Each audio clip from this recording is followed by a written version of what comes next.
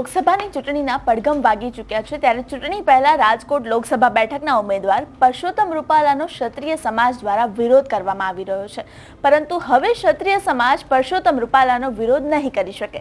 આવું અમે શા માટે કહી રહ્યા છે, જાણીશું આ અહેવાલમાં। નમસ્કાર, હું મૈત્રી મકવાણા અને આપ જોઈ રહ્યા છો નિર્ભય ન્યૂઝ।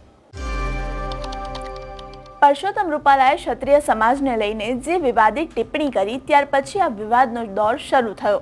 હવે આ વિરોધ ખૂબ જ ઉગ્ર બની ગયો છે। ક્ષત્રિય સમાજ દ્વારા કાળા વાવટા ફરકાવીને, સૂત્રોચ્ચાર કરીને અને બેનરો દર્શાવીને વિરોધ પ્રદર્શન કરવામાં આવી રહ્યો છે, પરંતુ હવે ક્ષત્રિય સમાજ આ પ્રકારે વિરોધ પ્રદર્શન નહીં કરી શકે, કારણ કે અમદાવાદ પોલીસ દ્વારા એક જાહેરનામું બહાર પાડવામાં આવ્યું છે।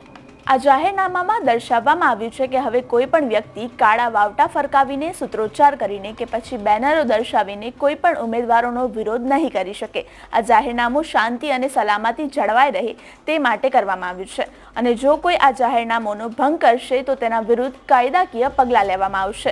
અત્યાર સુધી ક્ષત્રિય સમાજ દ્વારા જાહેર સભા અને કાર્યક્રમોમાં વિરોધ પ્રદર્શન કરવામાં આવતું હતું, પરંતુ હવે આ નહીં થઈ શકે। અમારો રિપોર્ટ આપને કેવો લાગ્યો તે કોમેન્ટ બોક્સમાં ચોક્કસથી જણાવશો। લોકસભા ચૂંટણીને લગતા આવા જ ઇન્ફોર્મેટિવ વિડીયોઝ માટે આપ જોતા રહો નિર્ભય ન્યૂઝ। અમારી ચેનલ નિર્ભય ન્યૂઝને લાઇક, શેર અને સબસ્ક્રાઇબ કરવાનું ભૂલશો નહીં। આભાર।